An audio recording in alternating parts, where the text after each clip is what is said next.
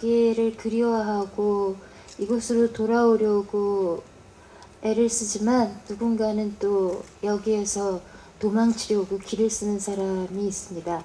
이 소설은 바로 그런 사람, 이 나라로부터 도망가려고 길을 쓰고 그래서 마침내 중국에서 낭인 같은 삶을 살고 있는 사람을 그린 소설입니다. 규상은 그날 감옥의 뜰에 내리비추던 오후의 햇살이 빛이 아니라 소리로 여겨지던 것을 기억한다.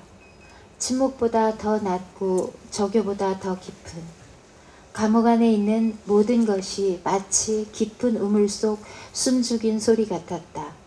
며칠 동안의 노름에 찌들려 있던 몸이 홀로 덜그덕거리는 소리를 냈다. 평일의 오후 감옥에는 관람객이라곤 하나도 보이지 않았다.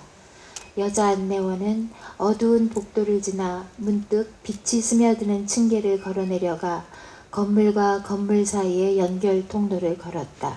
이 부분은 이 주인공이 중국에 있는 여순 감옥, 안중근 의사가 돌아가신 류순 감옥에 가는 장면을 얘기하고 있습니다. 다시 읽겠습니다. 그들이 굳게 침묵을 지키고 있었음에도 오히려 그 때문에 안내원은 그들이 규정을 위반하고 있는 외국인이라는 것을 알아차린 듯했다.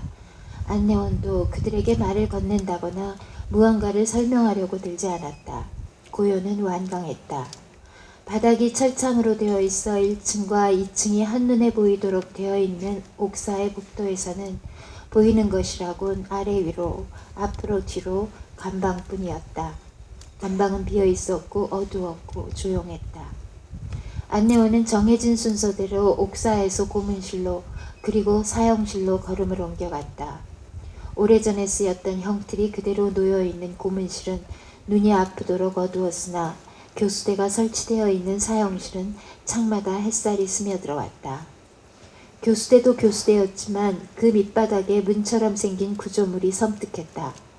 교수대 밑바닥의 문 아래에는 사람의 몸집만한 나무통이 놓여 있었는데 형이 집행된 사형수는 그 문으로 떨어져 내려 곧바로 통 속으로 들어가게 되고 그러면 집행자는 통째로 사형수를 들판에 내다버렸다는 안내문이 붙어 있었다. 규상은 교수대에 서서 바닥의 나무를 내려다보았다. 몸속에서 무언가가 쑥 빠져나가 그 항아리 속으로 툭 떨어져 내리는 듯한 기분이 들었다. 물론 어리석은 환상이었다. 그의 몸속에 든 것이 무엇이든 간에 그렇게 쉽게 쑥 빠져 툭 떨어져 내리는 일은 없을 터이니. 감옥에는 안중근 의사가 갇혔던 방이 특별실로 전시되어 있었고 안중근 의사에 대한 한글 안내판도 설치되어 있었다. 화선은 그곳에서 말을 입 밖에 내서는 안 된다는 것도 잊은 채 그 안내판을 읽어내려가기 시작했다. 그리고는 중얼거리듯 말했다. 안중근 의사는 31살에 죽었다. 안중근 의사는 30살에 이등 방문을 저격했다. 하얼빈역에서 그는 이등 방문을 저격하고 꼬레아 우라라고 러시아 말로 조선 만세를 외치고 그리고 31살에 여순 감옥에서 죽었다. 그날 밤 막비행기를 타고 하얼빈으로 돌아온 규상은 하얼빈역을 지나쳐가던 택시 안에서 화선에게 말했다. 만일에 내가 31살에 죽을 수 있었다면 내 죽음도 그렇게 위대할 수 있었을까?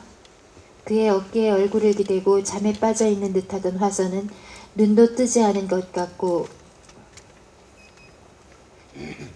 그의 말에 대답했다. 우린 오래 살 거예요. 그는 화선의 말이 맞다고 생각했다. 그는 오래 살 것이다. 그리고 그의 생에 남은 것이라곤 이제까지 하지 못한 것들에 대한 부끄러움이 아닌 원통한 마음뿐일 것이다. 말하자면 그는 31살에 죽지 못한 것이다. 그가 100살까지 살아남는다고 하더라도 그가 31살에 죽지 못했다는 사실은 변하지 않을 것이다. 당신 그때 죽고 싶었어요? 화선이 그의 어깨에서 얼굴을 떼어내며 물었고 그는 웃음으로 대답을 대신했다. 그런데 화선이 물은 그의 그때란 언제인 것일까? 그는 37살에 이혼을 당했고 같은 해에 비리 사건에 연루되어 감사원에서 퇴직을 당했고 35살에 이미 주식에 손을 댔다가 집을 통째로 날려버린 경험이 있었다. 퇴직 후 중국으로 건너와서는 형 대신 술을 마셨고 형 대신 여자들을 샀다. 그건 북경을 떠나 하얼빈까지 흘러온 지금까지 여전히 마찬가지였다. 북경에서든 하얼빈에서든 그는 형의 돈과 연주를 파먹고 살았다.